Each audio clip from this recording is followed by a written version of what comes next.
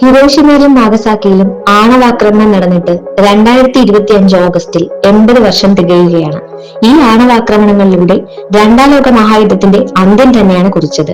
ജപ്പാനിലെ ഏറ്റവും വലിയ നഗരങ്ങളായ ടോക്കിയോയെയും ഒസാക്കയെയും ഒഴിവാക്കി താരതമ്യേന ചെറിയ നഗരങ്ങളായ ഹിരോഷിമയെയും നാഗസാക്കിയെയുമാണ് അമേരിക്ക ഈ ദുർവിധിക്കായി തിരഞ്ഞെടുത്തത്. എന്തായിരുന്നു ഇതിന് കാരണം? ഇതിന് ഉത്തരം തേടുന്നതിനൊപ്പം ആണവാക്രമണത്തിന് വഴിതെളിച്ച സാഹചര്യങ്ങളും ആക്രമണം നടത്തിയ ഓപ്പറേഷനെയും കുറിച്ചാണ് ഈ വീഡിയോ.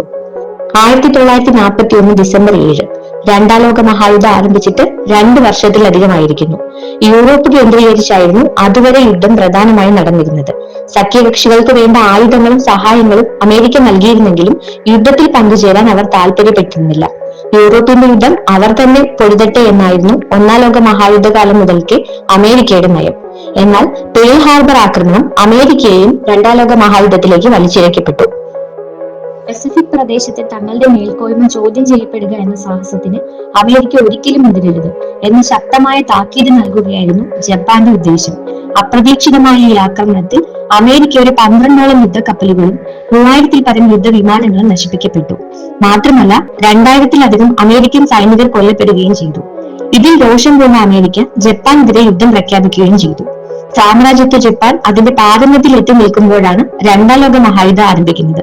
ഏതാനും ദശകങ്ങൾക്ക് മുമ്പ് തന്നെ മഞ്ചൂറിയ, തെക്കുകിഴക്കൻ ഏഷ്യ എന്നീ പ്രദേശങ്ങൾ ജാപ്പനീസ് അധിനിവേശത്തിന് കീഴിലായിരുന്നു. മാത്രമല്ല പസഫിക് പ്രദേശത്ത് തങ്ങളുടെ ഒട്ടനവധി ദ്വീപുകളും ജപ്പാൻ കൈക്കലാക്കിയിരുന്നു.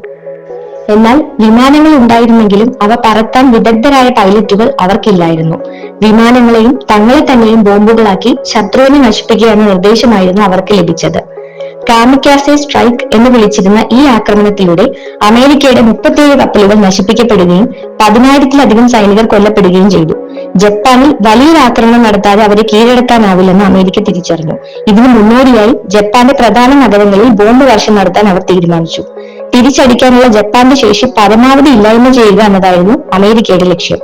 എന്നാൽ അമേരിക്കൻ വൻകരയിൽ നിന്നും ജപ്പാൻ വരെ പറന്നെത്തി ബോംബിട്ട് തിരികെ വരാൻ പറ്റുന്ന ബോംബർ വിമാനങ്ങൾ അന്ന് ഉണ്ടായിരുന്നില്ല. അതിനാൽ പിടിച്ചെടുത്ത ദ്വീപുകളിൽ നിർമ്മിച്ച ബേസുകളിൽ നിന്നുമാണ് ബോംബ് വർഷം നടത്തിയിരുന്നത്. ആയിരക്കണക്കിന് ടൺ ബോംബുകളാണ് ടോക്കിയോ ഉൾപ്പെടെയുള്ള ജപ്പാന്റെ പ്രധാന നഗരങ്ങളിൽ അമേരിക്ക വിക്ഷേപിച്ചത്. ലക്ഷക്കണക്കിന് ആളുകൾ കൊല്ലപ്പെടുകയും ചെയ്തു. ഇത്രയുമായിട്ടും കീഴടങ്ങാൻ ജപ്പാൻ തയ്യാറായില്ല. തുടർന്ന് ഒരു സൈനിക ഓപ്പറേഷനിലൂടെ ജപ്പാനെ കീഴടക്കാൻ അമേരിക്ക പദ്ധതിയിട്ടു.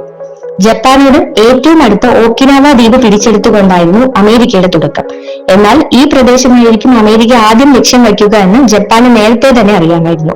അതുകൊണ്ട് തന്നെ പ്രതിരോധത്തിനായുള്ള സന്നാഹങ്ങളും അവർ ഒരുക്കിയിരുന്നു. മുതിർന്നവരും കുട്ടികളും ഉൾപ്പെടെ ഒട്ടനവധി പേരാണ് ചക്രവർത്തിക്ക് വേണ്ടി പോരാടാൻ ഇറങ്ങിയത്. ശരീരത്തിൽ കെട്ടിവെച്ച സ്ഫോടക വസ്തുക്കളുമായി കൗമാരക്കാർ അമേരിക്കൻ ടാങ്കുകൾക്ക് മേലെ ഓടിയെടുക്കുകയായിരുന്നു. അമേരിക്ക ഓക്കിനാവ പിടിച്ചെടുത്തെങ്കിലും ഇരു വിഭാഗത്തിനും കടുത്ത നാശനഷ്ടമാണ് ഉണ്ടായത്.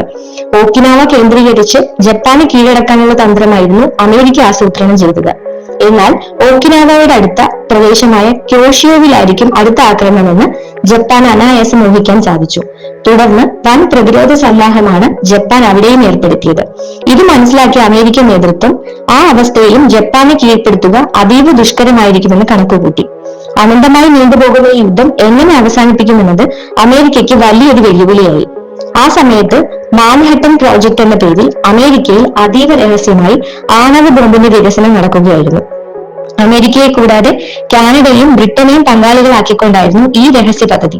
തുടക്കത്തിൽ ജർമ്മനിയെ ലക്ഷ്യം വച്ചായിരുന്നു ഈ പദ്ധതി ആരംഭിച്ചത്. എന്നാൽ അമേരിക്കൻ പ്രസിഡന്റ് റൂസ്വെൽറ്റ് അണ്വായുധം ഉപയോഗിക്കുന്നതിന് തെറ്റാണെന്ന് പക്ഷക്കാരനായിരുന്നു. എന്നാൽ റൂസ്വെൽറ്റിന്റെ മരണത്തോടെ ഈ കാര്യങ്ങളിലെല്ലാം മാറ്റമുണ്ടായി. വൈസ് പ്രസിഡന്റ് ട്രൂമാൻ അതോടെ പ്രസിഡന്റായി അധികാരമേൽക്കുകയും ചെയ്തു. അന്ന് വരെ അദ്ദേഹത്തിന് അമേരിക്കയുടെ ആണവ രഹസ്യ പദ്ധതിയെ പറ്റി യാതൊരു അറിവും ഉണ്ടായിരുന്നില്ല. അപ്പോഴേക്കും ആണവ ബോംബിന്റെ വികസനം അവസാന ഘട്ടത്തിലെത്തിയിരുന്നു. ഇത്തരം ഒരു ആയുധം തങ്ങളുടെ പക്കൽ ഉണ്ടായിട്ടും അത് പ്രയോഗിക്കാതെ ലക്ഷക്കണക്കിന് സൈനികർ കൊല്ലപ്പെട്ടാൽ അമേരിക്കൻ ജനത തന്നെയായിരിക്കും പഴിചാരുക എന്ന് ട്രൂമാൻ വിശ്വസിച്ചു. അതിനാൽ ഈ മാരകായുധത്തിന്റെ അസാൻമാർഗികത അദ്ദേഹത്തിനൊരു പ്രശ്നമേ അല്ലായിരുന്നു. വേണ്ടി വന്നാൽ ജപ്പാനുമേൽ അണ്വായുധം പ്രയോഗിക്കാൻ പ്രസിഡന്റ് ട്രൂമാൻ സേനയ്ക്ക് ഉത്തരവ് നൽകി. 1945 ജൂലൈ 16 അമേരിക്ക ആദ്യ ആണവ ബോംബിന്റെ പരീക്ഷണം വിജയകരമായി പൂർത്തിയാക്കി. ഇത്രയും ഭാരമേറിയ ബോംബുകൾ വിന്യസിക്കുക എന്നത് അത്ര എളുപ്പമായിരുന്നില്ല. ഇതിനായി പ്രത്യേകം സജ്ജീകരിച്ച B-29 ബോംബറുകളുടെ ഒരു സ്ക്വാഡ്രൺ തന്നെ രൂപീകരിച്ചു. ആണവായുധത്തിന്റെ ശക്തി എത്രത്തോളമാണെന്ന് ഇത് പരീക്ഷിച്ച ശാസ്ത്രജ്ഞർക്കും അമേരിക്കൻ ഭരണകൂടത്തിനും നന്നായി അറിയാമായിരുന്നു.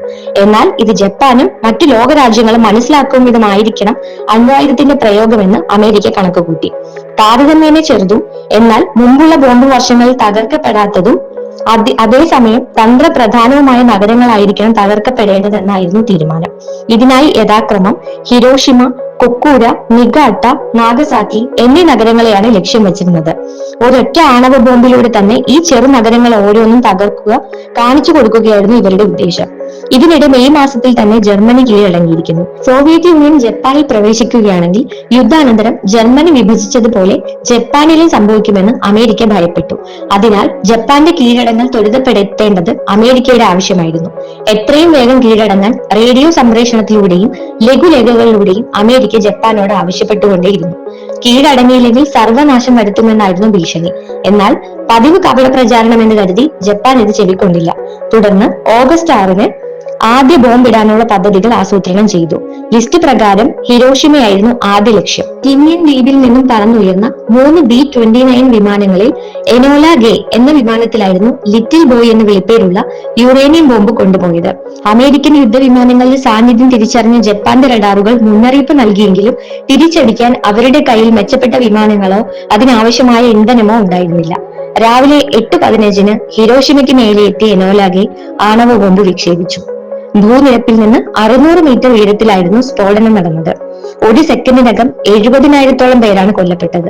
ബോംബ് സ്ഫോടനം നടന്നപ്പോഴും ഗ്രൗണ്ട് സീറോയിൽ നിന്നും എനോല ഗേ 19 കിലോമീറ്റർ ദൂരം പറന്നിരുന്നു. എന്നിട്ടും സ്ഫോടനത്തിന്റെ ഷോക്ക് വേവ് വിമാനത്തിന് അനുഭവപ്പെട്ടു.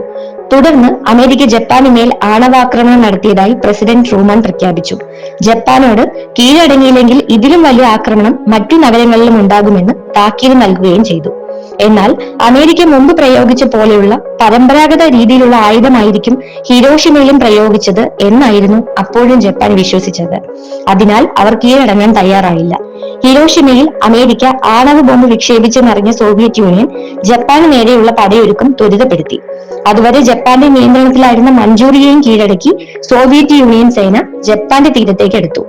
ജപ്പാന് കീഴടങ്ങാൻ ഉദ്ദേശമില്ലായിരുന്നു എന്ന് മനസ്സിലാക്കിയ അമേരിക്ക സോവിയറ്റ് യൂണിയന്റെ നീക്കം കൂടി മനസ്സിലാക്കിയപ്പോൾ രണ്ടാമത്തെ ആണവ ബോംബും ഉടൻ വിന്യസിക്കാൻ തീരുമാനിച്ചു. ലിസ്റ്റിലെ രണ്ടാമത്തെ നഗരമായ കോക്കുറെ ആയിരുന്നു അടുത്ത ലക്ഷ്യം. ഓഗസ്റ്റ് 9-ന് കോക്കുറയെ ലക്ഷ്യമാക്കി ബോക്സ്കാർ ഉൾപ്പെടെയുള്ള 5 B-20 വിമാനങ്ങൾ പുറപ്പെട്ടു. ഫാറ്റ്മാൻ എന്ന് വിളിപ്പേരുള്ള ബോംബായിരുന്നു ബോക്സ്കാറിൽ ഉണ്ടായിരുന്നത്. ഹിരോഷിമയിൽ നിന്നും വ്യത്യസ്തമായി പ്ലൂട്ടോണിയം അധിഷ്ഠിതമായ ബോംബായിരുന്നു അത്. എന്നാൽ കോക്കുറയ്ക്ക് മേലെ എത്തിയ വിമാനങ്ങൾ ആകാശം മേഘാവൃതമായിരുന്നതിനാൽ ലക്ഷ്യസ്ഥാനത്ത് ബോംബിടുക സാധ്യമല്ലാതായി. മണിക്കൂറുകളോളം വിമാനങ്ങൾ ആകാശത്ത് ചുറ്റിയെങ്കിലും ഒരു മെച്ചവും സ്ഥിതിയിൽ ഉണ്ടായില്ല. വിമാനത്തിൽ ഇന്ധനം കുറവാണെന്ന് മനസ്സിലാക്കിയ ബോക്സ്കാറിന്റെ പൈലറ്റ് അടുത്ത ലക്ഷ്യമായ നാഗസാക്കിയിലേക്ക് തിരിച്ചു. 11 മണിയോടെ വിമാനങ്ങൾ നാഗസാക്കിയിലെത്തി ആണവ ബോംബ് വിക്ഷേപിച്ചു. ലിറ്റിൽ ബോയിയേക്കാൾ ശക്തിയേറിയതായിരുന്നു ഫാറ്റ്മാൻ. എന്നാൽ മലകളാൽ ചുറ്റപ്പെട്ട നഗരമാണ് നാഗസാക്കി. അതിനാൽ തന്നെ ജീവഹാനി ഇവിടെ അധികം ഉണ്ടായില്ല. ഒരു വശത്ത് സോവിയറ്റ് പട, മറുവശത്ത് അമേരിക്കൻ സേന. ആകാശത്ത് നിന്ന് ലോകം അന്ന് വരെ കണ്ടിട്ടില്ലാത്ത വിധമുള്ള ആണവാക്രമണം. കീഴടങ്ങുകയല്ലാതെ മറ്റു മാർഗങ്ങളൊന്നും ജപ്പാന്റെ മുന്നിൽ ഉണ്ടായിരുന്നില്ല. ഒടുവിൽ 1945 ഓഗസ്റ്റ് 15-ന് ജപ്പാൻ അമേരിക്കയ്ക്ക് മുന്നിൽ കീഴടങ്ങി. ഇതോടുകൂടി രണ്ടാം ലോക മഹായുദ്ധത്തിന് ഒരു അന്ത്യമായി. യുദ്ധത്തിൽ പെട്ടെന്ന് ഒരു അറുതി വരുത്തിയെങ്കിലും ആണവായുധത്തിന്റെ പ്രയോഗം സാധൂകരിക്കാനാകുമോ എന്ന ചോദ്യം പ്രസക്തമാണ്. വർഷങ്ങളോളം നീണ്ടുപോയിരുന്നുവെങ്കിൽ ഒരുപക്ഷെ അതിലും കൂടുതൽ മനുഷ്യർ കൊല്ലപ്പെട്ടേനെ. എന്നാൽ എന്തിന്റെ പേരിലായാലും മനുഷ്യരാശിയെ ഒന്നാകെ ഉന്മൂലനം ചെയ്യാനുള്ള ഒരു ആയുധം കുറച്ചു രാജ്യങ്ങളുടെയെങ്കിലും പക്കലുണ്ടെന്നത് ഇന്നും നടുക്കമുളവാക്കുന്ന കാര്യമാണ്. ആയുധം മറന്ന് പിന്നീട് ജപ്പാൻ അമേരിക്കയുടെ സഖ്യരാജ്യങ്ങളിൽ ഒന്നായെങ്കിലും യുദ്ധകാലത്ത് സഖ്യകക്ഷിയായിരുന്ന സോവിയറ്റ് യൂണിയൻ അവളുടെ ശത്രുവായി മാറി എന്നത് വിധി വൈപരീത്യം.